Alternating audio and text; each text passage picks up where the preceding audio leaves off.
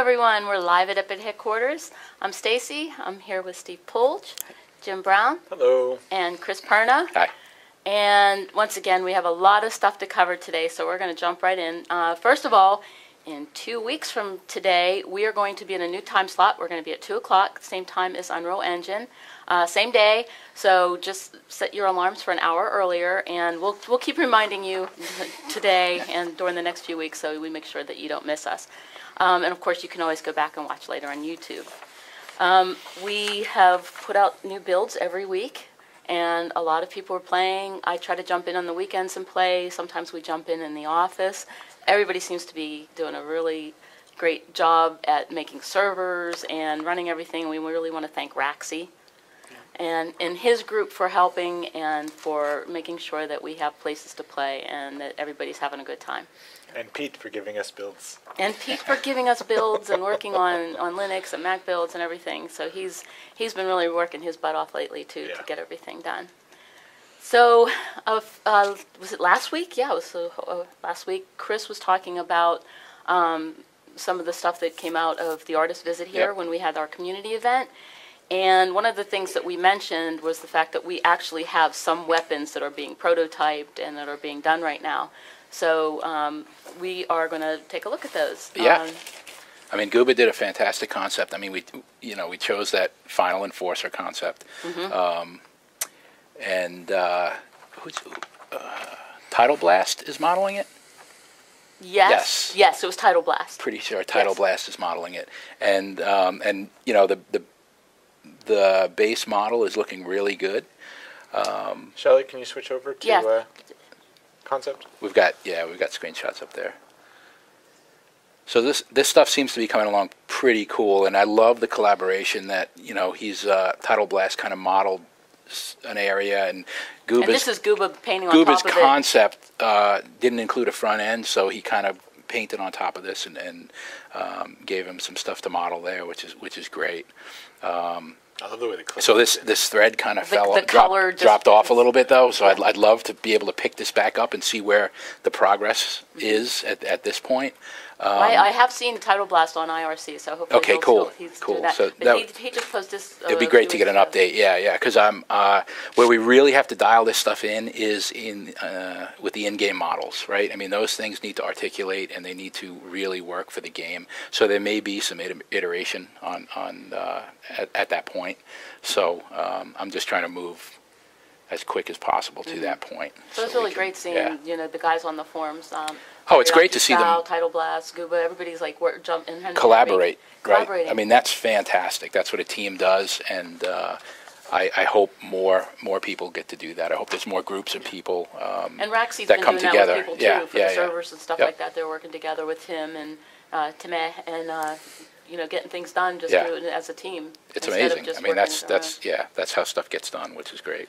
In terms of process, I know that we always aimed for building guns or weapons or whatever we were building, stuff that actually seemed functional. Yep. Was that usually something that was done by the concept artist or by the modeler? Or? It was kind of in a conceptual phase. We're more worried about design and the overall aesthetic of the weapon, and that's not to say we can go nuts and put a strawberry on top of that weapon. To go nuts. Yeah. So during the modeling phase is kind of where we start to dial in on the mechanics and what might move and where that might work and stuff like that. And we may have a back and forth between the concept artist and the modeler and the animator at that point. Mm-hmm. And gameplay programmers come into play as well. Hey, sure, they'll come in and say, what do you need? I don't need this is crazy kickback, or I don't need this crazy thing, right? So, and you've been giving these guys feedback as well. Yeah, and at some point there'll need to be more of an iterative loop once it gets down to a low poly and an actual workable model. My guess is that we'll probably stub it in and play around with it for a while and see how it needs to move and activate and stuff like that. I am too. Yeah, I think the one in there now is pretty anemic, and I'd really like to. Not that it was a bad thing, right? It was great at the time. Yeah. I think this one is pretty cool. I agree. It's such a great throwback to the original. Yeah. And I think, to touch on it, I mean, really my main thing, I think these weapons look great, but in terms of animation, what I'd love to see is, I mean, and we've done we've done a good job in different aspects of this in each UT, but I think we can really bring it together better than we've done before. But like when a weapon fires, there should be a kickback that feels very powerful, like Yes. like an explosion went off in your hand, and then the weapon animation should make sense for how long it takes. But like basically, like if Flak Cannon fires once a second, then there should be 1 second of animation and accompanying sound, so it's really clear to you exactly when the weapon's ready to fire again, and it wasn't just some kind of random, Random time. I mean, Sure. so I think that's one of the things that I think we can do a really good job of, and so that the weapon sounds and animation really help the player read exactly how the weapon's going to work. Are we're still doing dual enforcers, right? Oh yeah. Yeah. So Title once Blast is on the stream, so Yeah. hello, Title Blast. Thank you. once we very get this much. one in, Yeah. we'll get dual enforcers going. I think Yeah, that's we- somewhere down the line Yeah. on Matt's list of things to do. Yep. And then we've got a Flak Cannon that's So this that's is being also developed. too, and speaking of different iterations and you giving feedback, this is kind of where it started and where it is right now. With the Yeah, Flak yeah, Cannon. yeah. So Yeah, it looks I'm a lot very different excited now, about but this. The great good thing, starting the point. great thing about this was kind of the starting point, and then the community kind of took this and ran with it, and they were giving direction and it was the right direction, and we started to see iteration on the barrel, on the end of the weapon. Then we started to see iteration on the loading tube kind of thing. Iteration on kind of this handle, how we carried the weapon. It's obviously a very cumbersome weapon. So how would you do that? And I kind of sat back and I watched to see if things were going in the right direction, and they were. And I chimed in more towards the end with some design comments and stuff that Steve and I had talked about. Maybe seeing that shell being loaded up into the chamber and That stuff shell like that. with the smiley face on the end. Yeah. And I really like these. and the feedback's been great, and I think this is a great example of a community-driven, for the most part, asset that's ready to go. I mean, Yeah, this thing looks yeah, fantastic. it looks really cool. It's very different from where it started out, but like you said, And you it's see all the little on smiley direction. face down there. Yeah. I didn't even notice that. That's funny. Oh, an Easter egg that got pulled over your eyes. I like that one. No. There's some iteration. Like I could see animation with this thing. What I suggested was see those little fingers up near the chamber, having them kind of open up to accept that Yeah. slug and then close. I think that'd be pretty Pull it neat. in, yeah. If we can do it, if we can get the timing right, that might be pretty cool. But it's great. I mean, it's chunky. It's a Flak Cannon. It's got all the DNA. It's almost there, I absolutely love it. and that's what matters, It's so beautiful. right? I can see it in pink. Yeah, absolutely. So next we have, this is causing all kinds of stir on the forum. We have a concept of Lawrence. Yeah. Yes. And so this is Gooba and TeriyakiStyle have been working on this. Other people have thrown in a lot of thoughts about what they think and Yep. everything, and they've been making a lot of changes. Some people have talked about the armor, and she was too short in certain areas and everything, and she looks pretty amazing right now. Yeah, I think he dialed it in pretty good. I'm really happy with this. I think this is like I don't know. The costuming looks almost motion picture quality, like something you'd see. Like if we were going to make a UT movie, this is kind of the direction I think they would go in, which I really like.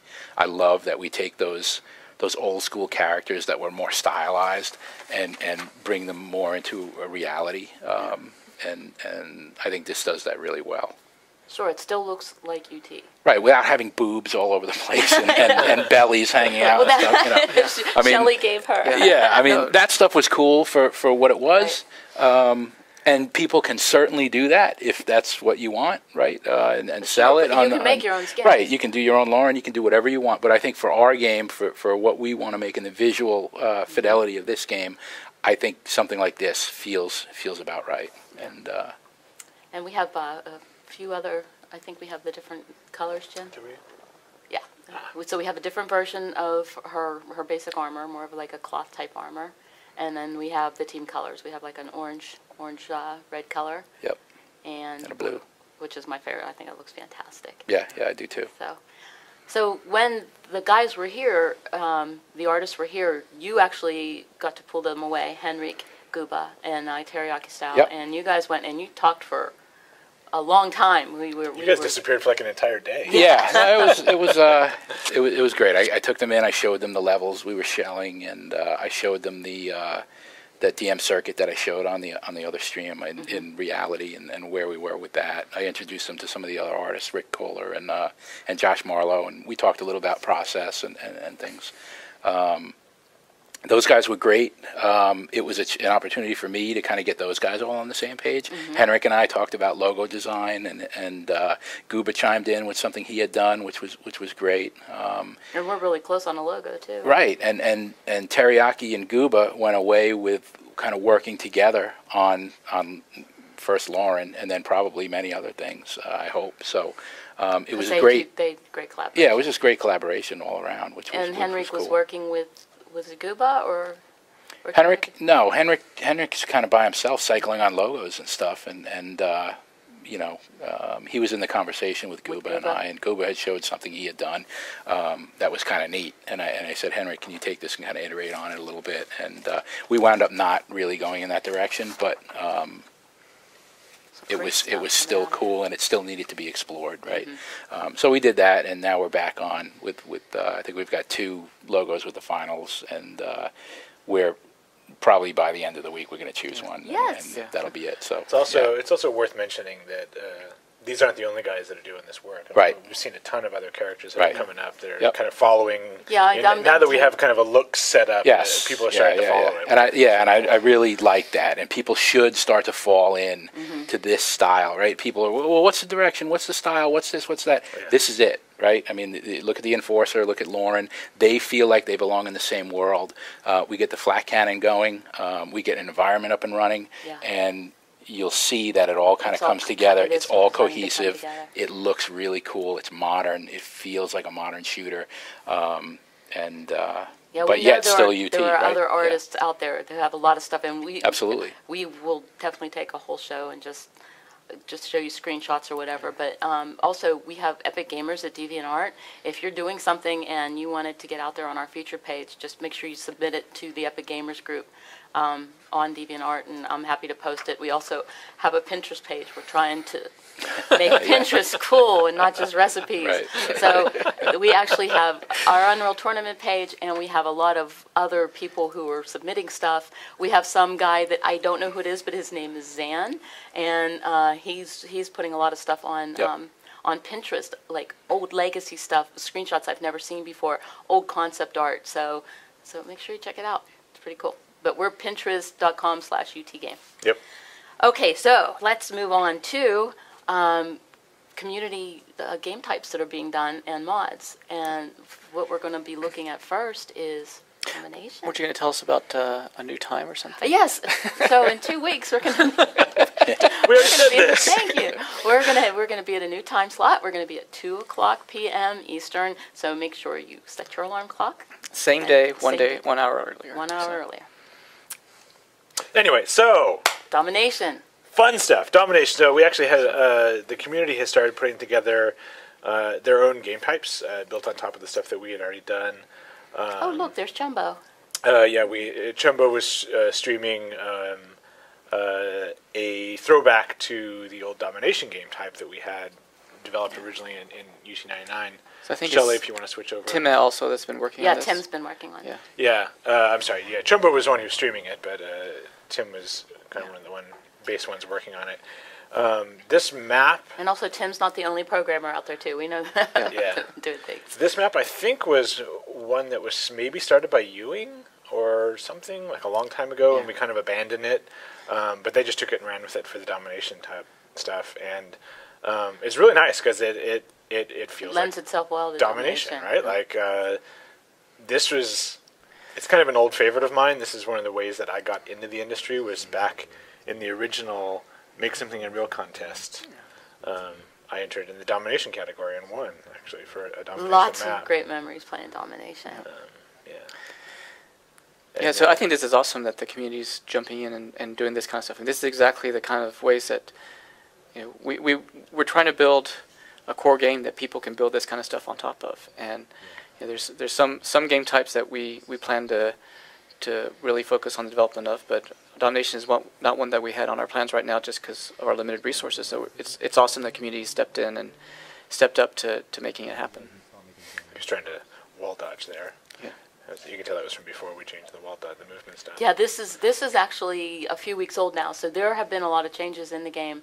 I think Tim has also made a few changes to Domination itself. So I think Tim's also working on Rocket Arena. Is that Tim? Yes, he is. He's also started Rocket Arena, which is possibly my favorite game type of all time in any game whatsoever. And mine was Sniper Arena. Yeah, but Rocket Arena is better. Just saying. For people who don't know what Rocket Arena is, you start with full health, full armor, and all weapons. And you can't hurt yourself with your own weapons, and so you're actually just encouraged to do insanely crazy jumps and get all over the map in crazy ways. But it's set up to be, I should say it's intended to be a series of kind of small arenas that link together in almost like a little ladder.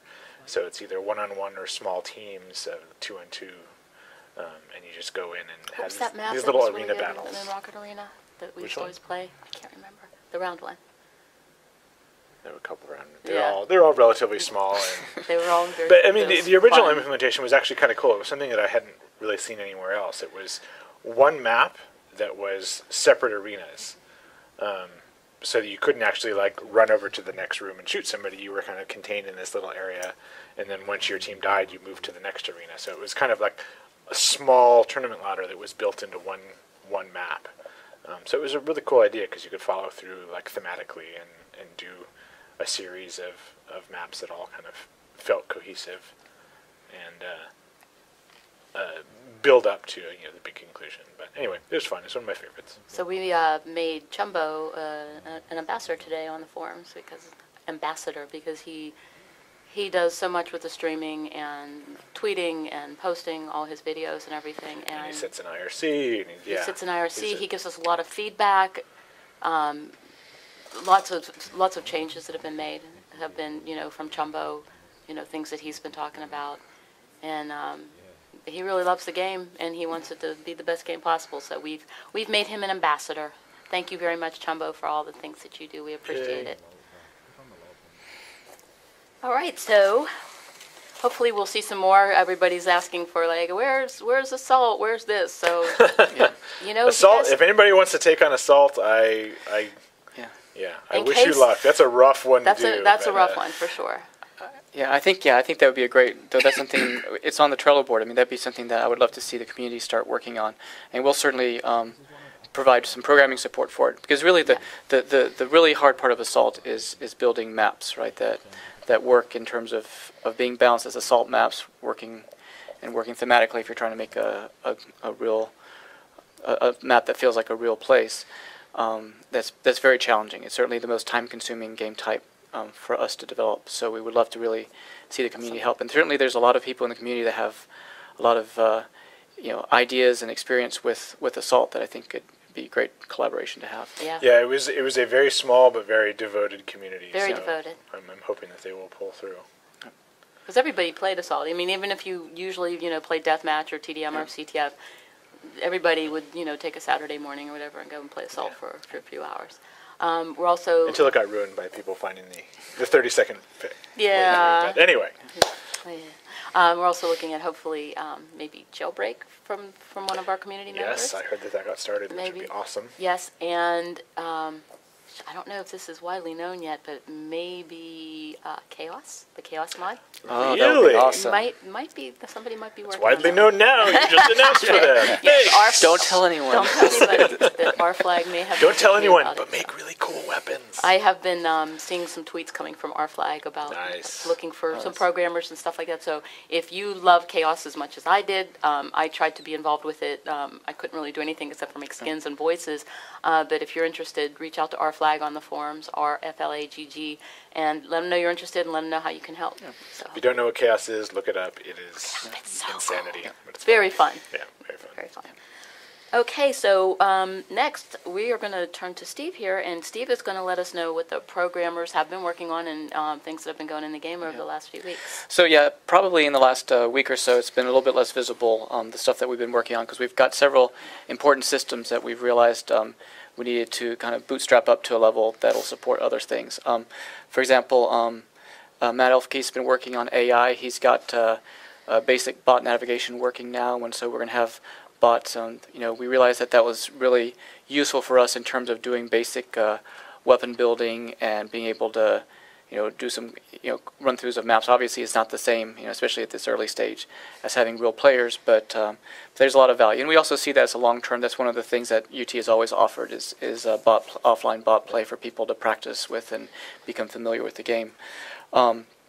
Joe Wilcox has been working on the server browser, and also now he's working on a lobby system that we're going to start off using for Duel, but we're really excited about. And our goal is, and we'll talk more about this as we kind of flesh it out, but is that we want a way for people to join to a server browser where it's easy for you to find the community people you want to play with, people at your skill level, on a server that has good ping, and be able to start matches with them.